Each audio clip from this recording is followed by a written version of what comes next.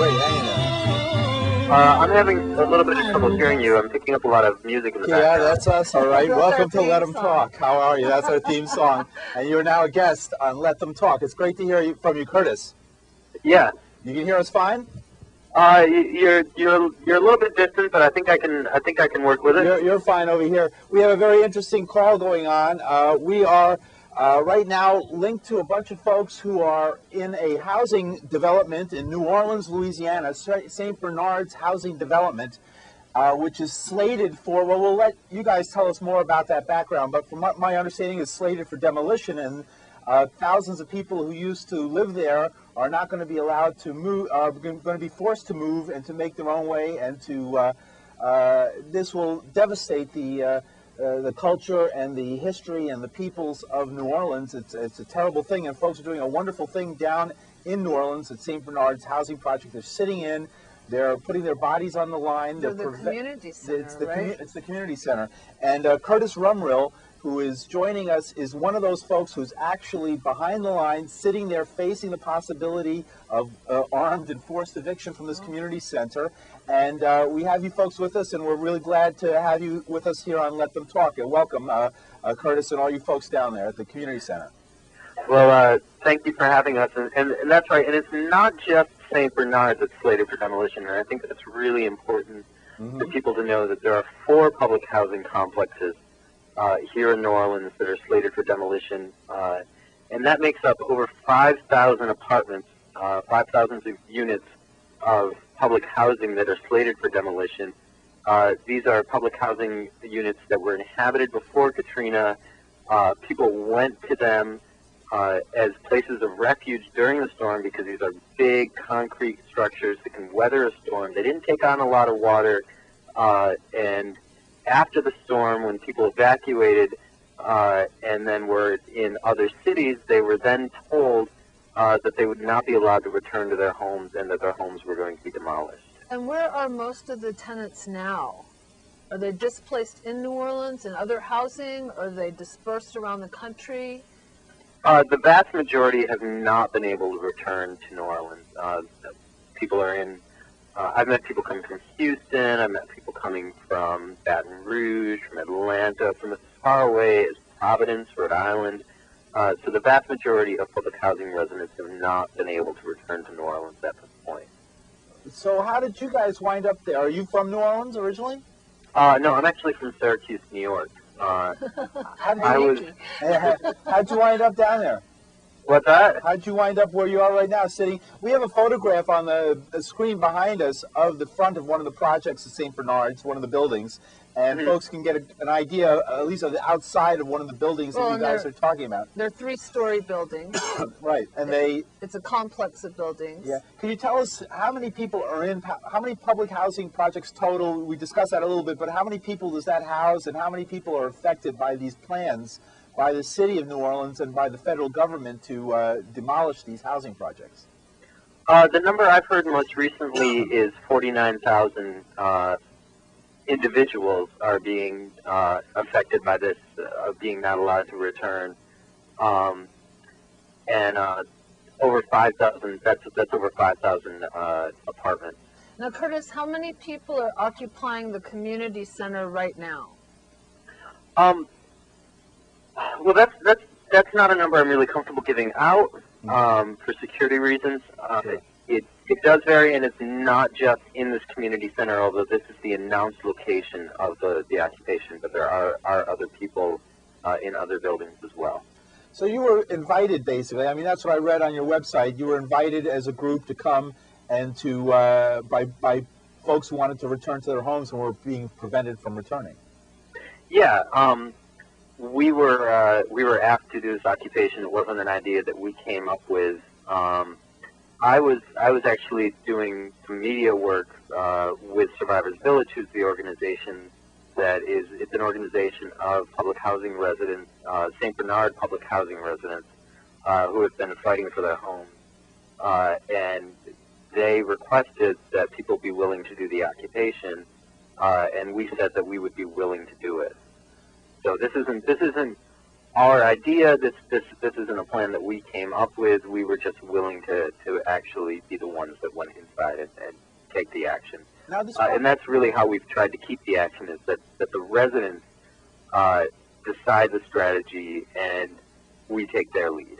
describe the situation, describe this scene to us. You know, I've seen the photographs. These are buildings that have been basically abandoned for a long time, surrounded by fencing. Describe what it looks like to walk through there. Well, it's actually a really beautiful development. There's gazebos, there's playgrounds, the buildings. I don't know what your picture looks like, but I'm really impressed with how beautiful these buildings are. They're old, beautiful brick buildings. They're not tall high-rises. They're 2 or 3 stories, depending on the building. There's a lot of green space, a lot of trees. And can you tell us? And on Monday, on Martin Luther King Day, we really got a chance to see what this development looked like when there was people in it, because approximately 1,000 people were in the complex rehabilitating their apartments, having barbecues. Children were riding bikes, playing on playgrounds. So, and since then, we've seen residents coming back to their apartments and cleaning out their apartments and demolding them, and really demonstrating that if Hano and the city of New Orleans and HUD are What's not Hano? willing to rehabilitate the apartments, that they're willing to do it themselves, and they want to return and they want to rebuild New Orleans. What is Hano?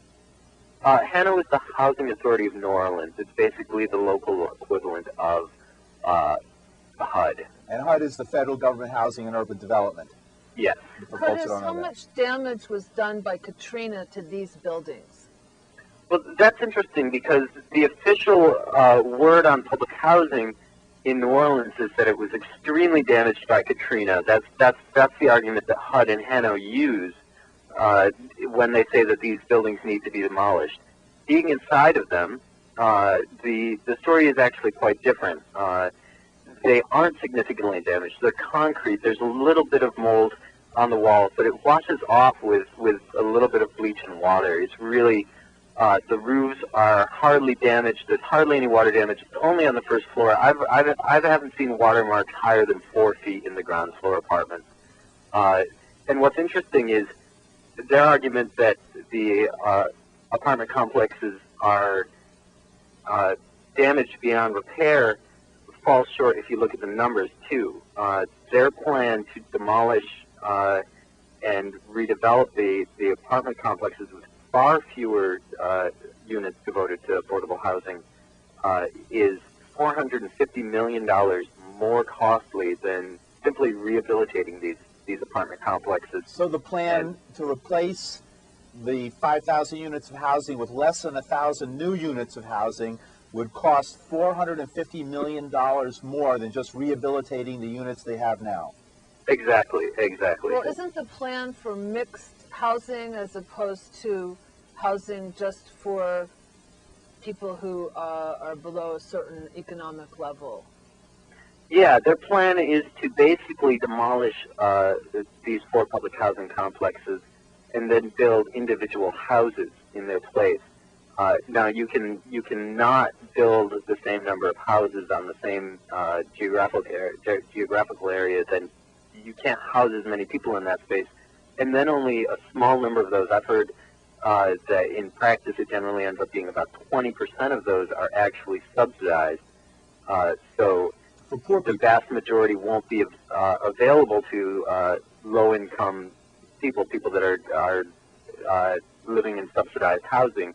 They will be market rate, and it generally will result in massive gentrification of areas where people used to be able to live affordably. Mm-hmm. I see. And some arguments now, the city, Hano, the city of New Orleans Housing Authority, they've been making arguments that these are crime. They use crime as a big selling point, that crime will return to New Orleans if these housing projects are allowed to be renovated instead of demolished. What do folks say to some of these and other arguments that are being made? Well, to me, that the argument that people who are living on government subsidies, that receive government subsidies, are somehow criminals inherently is a really prejudiced and racist argument. it also, the vast majority of people that were living here were working people. They paid rent. They paid a portion of their income, as is how subsidized housing works. And I think it's important to realize that crime is back in New Orleans. Crime is here in New Orleans, and crime has been here since the storm. And when you put people in desperate situations, they do desperate things. And the way that the city and the federal government and the state government have responded to Katrina has put people, continued to put people in situations of desperation. There hasn't been, for the most part, any real attempt to deal with the issues of poverty and racism that existed before the storm and the particular impacts that the storm had on that. It's been really seen by developers and the people in power in the city as an economic opportunity, and that's really the way that Katrina's been playing out in the city, and that's really what isn't being seen on a national level, is that people are using Katrina as an opportunity to make more money. What do you folks hope to achieve by your protest, by actually squatting these buildings and refusing to leave? Well, I think that one very tangible thing that we're trying to do here is we're actually trying to open this community center back up. This isn't just a protest. This isn't just an attempt to get publicity. The attempt is to actually open this community center back up as a place where people can have public meetings, as a place where people can go to get cleaning supplies, as a tool lending library, so that residents have demonstrated and have been continually demonstrating that they want to come and rehabilitate their own apartments, since the city has demonstrated that they don't have any plans for rehabilitating these apartments. And so this community center is currently being looked at as a staging area for that. So we hope that that will happen. We also, of course, intend this occupation to be part of a strategy to actually put a stop to the demolition, and not just of St. Bernard, but of all 4 public housing complexes that are slated for demolition. Now you're in court right now. Yeah, we learned that the Housing Authority of New Orleans filed an injunction, not just against us, and I think that that's important. It also will They filed an injunction, but not just against you. No, the injunction names us specifically and is requesting that we leave the premises. The judge has not approved this injunction, but it also will make it more difficult for residents to come and rehabilitate their apartments, which I think is very, very dangerous, and a response to the fact that residents have been coming on to rehabilitate their homes. Now, so people understand, there's like fencing around these areas. People are not allowed to come in. Are there security guards or police that watch the fence? Hano police regularly patrol the fence, regularly drive through the complex. And did you guys have any resistance? One of the things that has happened prior to the Martin Luther King Day protest is that much of the fence was actually dismantled. I don't know who did that, and personally I don't want to know, but since January 15th, Martin Luther King Day, people have been coming through the fence, coming through holes in the fence to come and clean out their apartments.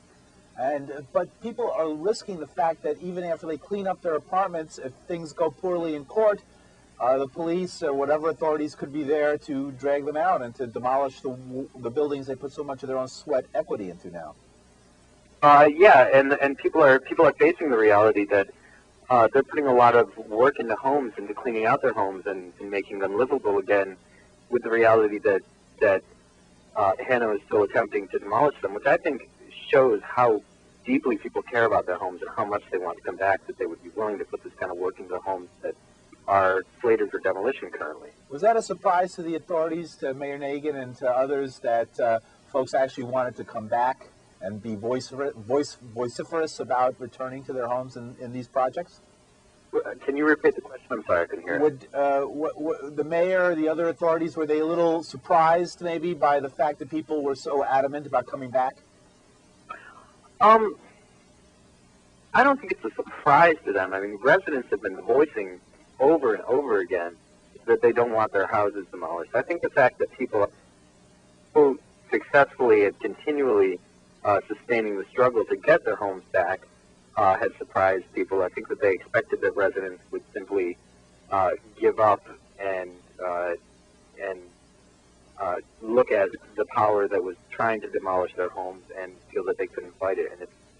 And they're learning that public housing residents here in New Orleans have a lot more power than they expected. Mm-hmm. Now you have a person standing next to you, Bjork, right? That's her name? Bork, yeah. A colleague, yes. A colleague. And Bork, could she give us a little background on Mayday NOLA and the organizations that are actually involved in this occupation, what motivated them, where they're from, and what their goals and ideals are? Yep, just a second, let me pass All right, the phone. thanks, Curtis. Thank you, Appreciate Curtis. it. Yeah, we'll have you back. Thank you. You're listening to Let Them Talk. Hello? Paul. Hi, how you doing? Hi, Bork. How are you? Hi, Bork. I'm Paul DeRienzo with Joan Moossy, and this is Let Them Talk on cable public access in New York City, and you're joining us. Hello? Hi, Hello? Bork. Can you hear us? Can you hear us? In a second, yes. All right. And it's all right. We're just doing a little station ID. We're having a phone difficulty because we're running on batteries, battery power on our cell phones, and it's getting quite low. So, yeah, well, only a few more minutes. We have 10 more minutes, maybe. Tell us, Okay, that's fine. all right, tell us a little bit about Mayday NOLA and how the organization was founded and what its goals and ideals are. Certainly. Well, originally, it stems from a sister organization that we have called Mayday DC, and it's on the internet if people want to Google it.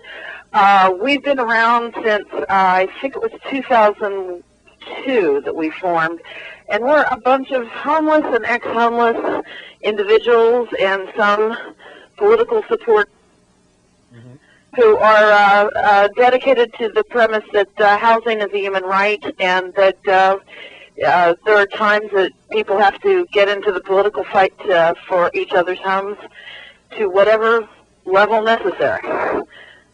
How did you decide on the struggle in New Orleans? Hello? How did you decide on going down to New Orleans? Oh, well, we had been one of the first groups that responded to the storm, despite the fact that we're just a collection of individuals. We're not a corporation or anything of that nature. We had previously, had enough contacts that we could get some money together, and we had contacts with medics. So we put together a caravan of people who formed a medical clinic and joined with a group down here called Common Ground, and we served more than 23,000 medically post-Katrina. We were down, I think, September 6th, right after the storm. So you were providing... And so we've been involved, the Mayday DC part was involved with New Orleans since right after Katrina. Our hearts were broken by what was happening to people, both the storm part of the disaster and the man-made part of the disaster. So we were here. We actually got here before the Red Cross, and we did what we could and stayed in New Orleans. Not everybody. There's still a strong group in DC, but enough people from Mayday DC came down and sort of migrated and have maintained a presence down here in forming the medical clinic, that when we talked about, well, somebody ought to do something about this, the housing situation down here, this is really terrible, it just grew out of that maybe Mayday needed to spawn a sister organization called Mayday NOLA, as two branches, I guess you'd call it. I see. Now, how did you decide on St. Bernard's housing project to take this project on, and this the community center project that you're working on right now? Well, we've been in contact with the Survivors Village from the beginning that the Survivors Village had started. We've been to community meetings with public housing residents. I mean, as I said, many of our group are homeless and ex-homeless. What's Survivors Village? Explain that. Survivors Village is the group of residents that set up a tent city right outside St. Bernard's, and in objection to its continued closure. And they held that position off and on for a year. I mean, it was a massive effort, and if you go to survivorsvillage.com, you can see pictures from that and take a look at what their website's about. Do you have a website that people and those are the residents that we've worked with, talked to arrange this. Do you have a website you want to tell people? Give people. Well, survivorsvillage.com, yes.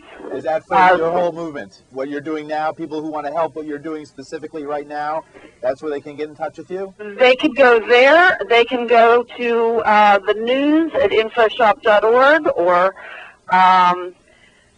in NOAA Indie Media, that's New Orleans of Louisiana Indie Media website, or commongroundrelief.org. Okay. Or .com, I'm sorry. Great. Okay. .org? commongroundrelief.org. Okay, and do you need folks to come down there? Do you need like bodies, or is that handled? We would love some bodies. Yes, we'd love some bodies. We'd also love some letters, some pressure on HUD and HANO, the Housing Authority of New Orleans. We could use bodies, certainly. You know, this is probably going to be a protracted fight. We're going to be here for to get these buildings rehabilitated and in a position where residents can feel comfortable moving in. And we need every helping hand we can have. Do you feel that, how close are you to the possibility, as hopeful as we are, how close are you to the possibility of a judge ruling against you and then the authorities coming in to do their eviction? Well, they you know, I think that there's a good chance that the judge will rule our way, but even if he doesn't, we're prepared to continue this occupation in the face of that. And we'll be here. I'm quite convinced that they're going to have a real hard time of changing people's minds. People are really committed to this fight. I know I am. And I'm determined that these kids that I've seen are going to get their homes back if I can have anything to do. What's life like there in the community center right now? Yes. What's life like? Yes, we're in the community center, yeah? What's life like for you on day-to-day? Oh, it's cold. Now everybody thinks of New Orleans and cold, but it's a little chilly here. And we're trying to get some food together for our evening meal. Before we were preparing to make sure that this building was secure, but now we are more spending time, you know, talking to each other, talking politics, talking with friends of ours, and also reading. Lots of reading was done today. Do any of the fixtures work, like, dare say, toilets, electricity, anything like that working? Water? Not currently. They could be. It's a flip of a switch for Hannah, but no, not currently.